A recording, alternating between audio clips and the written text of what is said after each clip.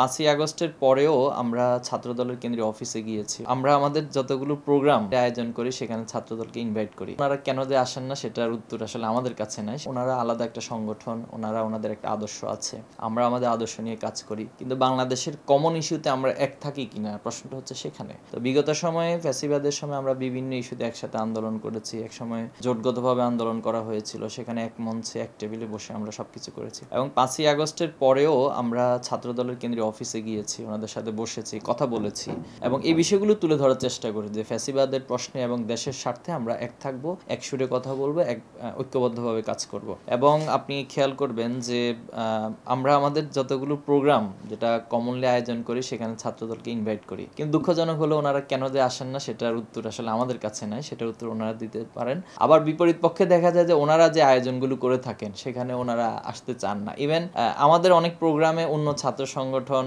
আসার ক্ষেত্রেও ওনারা ইন্টারনালি বিভিন্ন ধরনের প্রতিবন্ধকতা করার চেষ্টা করেন। তো এই রাজনীতি আসলে বাংলাদেশের ছাত্র সমাজ গ্রহণ করে না এবং করে না দেখেই হচ্ছে যেটা ছাত্র সংসদ নির্বাচনে তারা তাদের ম্যান্ডেট অথবা সেটার একটা রিফ্লেকশন তারা দেখিয়েছেন। আমি আশা করব যে আমরা এই বিভাজন বিগত সময়ে যে রাজনৈতিক সংস্কৃতিতে যে চর্চাগুলো ছিল এটা উন্নতি হওয়া দরকার। 5ই আগস্টের পরে আমাদের একটু উদার মানসিকতা নিয়ে রাজনীতি করা দরকার। তবে আমি এটা আশ্বস্ত করছি যে বাংলাদেশের প্রশ্নে এবং আধিপত্যবাদের প্রশ্নে আমরা সবার সাথে কাজ করতে রাজি আছি। আমরা বিগত সময়ের মতোই ছাত্র শিবির সবসময় 16ই ডিসেম্বরকে কেন্দ্র করে কর্মসূচি পালন করে থাকে, উদযাপন করার চেষ্টা করে। তো আমরা এবছর র্যালি এবং ম্যারাথন আয়োজন করবো ইনশাল্লাহ। আমাদের ঢাকা সহ ঢাকার বাইরেও সকল শাখা আয়োজন করবে। পাশাপাশি আলোচনা সভা, বিভিন্ন কালচারাল ইভেন্টের আয়োজন, ক্রীড়া প্রতিযোগিতা, রচনা প্রতিযোগিতা সহ নানান আয়োজনের মধ্য দিয়ে ইনশাল্লাহ আমরা 16ই ডিসেম্বর উদযাপন করব। দেখুন, ছাত্র শিবির মানে বিশ্ববিদ্যালয় বন্ধ ঘোষণা করেনি। এটা একটা উদ্ভূত পরিস্থিতি তৈরি হয়েছে,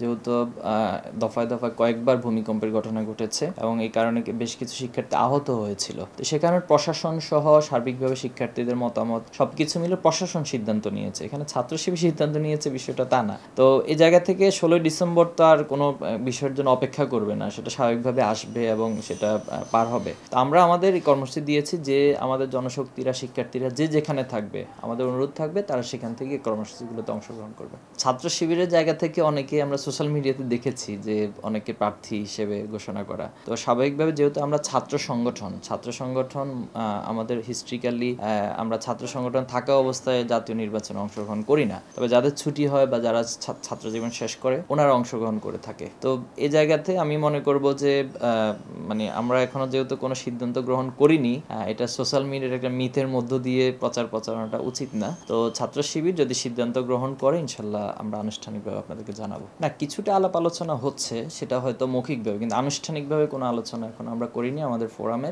আমাদের সিদ্ধান্ত গ্রহণের যে ফোরাম রয়েছে আমরা সেখানে আলোচনা করে যদি আমরা প্রয়োজন ফিল করি তাহলে ইনশাল্লাহ সিদ্ধান্তের পর আপনাদেরকে জানাবো। আমাদের তো সিদ্ধান্ত গ্রহণের ফোরাম রয়েছে, কেন্দ্রীয় কার্যকরী পরিষদ রয়েছে, কেন্দ্রীয় সেক্রেটারিয়েট বডি রয়েছে। তো এই পরামর্শ সবার রিলেটেড যে ফোরামগুলো রয়েছে সেখানে যে কোনো বিষয় উত্থাপিত হয়, সকলের মতামতের ভিত্তিতে মূলত সিদ্ধান্ত গৃহীত হয়। আচ্ছা, প্রথমত হচ্ছে বিগত সময়ে আমরা দেখেছি যে কোনো গোয়েন্দা সংস্থা অনেকটা নোংরামির মধ্য দিয়ে তারা প্রচার করেছে যে তারা একটি দলকে সাপোর্ট করছে অথবা এই দলের পক্ষ হয়ে কাজ করছে। এবং পার্শ্ববর্তী অনেক দেশ থেকে আমরা দেখেছি যে কোনো একটি দলকে নির্লজ্জভাবে সাপোর্ট দেওয়া।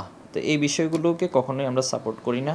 পাশাপাশি হচ্ছে বাংলাদেশ স্বাধীনতা সার্বভৌমত্বের স্বার্থেই কোনো গোয়েন্দা সংস্থা অথবা রাষ্ট্র বাংলাদেশের অভ্যন্তরীণ বিষয়ে হস্তক্ষেপ করবে এটা কখনোই আমাদের জায়গা থেকে আমরা কামনা করি না। এবং এ জাতীয় কোনো বিষয় যদি ঘটে থাকে অবশ্যই বাংলাদেশের রাষ্ট্র, প্রশাসন এবং রাজনৈতিক দলগুলো ঐক্যমত্যের ভিত্তিতেই এর বিরুদ্ধে অবস্থান নেওয়া উচিত। দুর্বলতাটা রাজনৈতিক দলের মধ্যে অথবা কোনো ব্যক্তি বিশেষের মধ্যে থাকতে পারে, তারা তাদের নিজস্ব স্বার্থ হাসিলের জন্য এই বিষয়গুলো করতে পারে। তবে এটা অবশ্যই রাষ্ট্রের স্বার্থের জন্য সবাইকে ঐক্যবদ্ধভাবে এর বিরুদ্ধে অবস্থান নিতে হবে।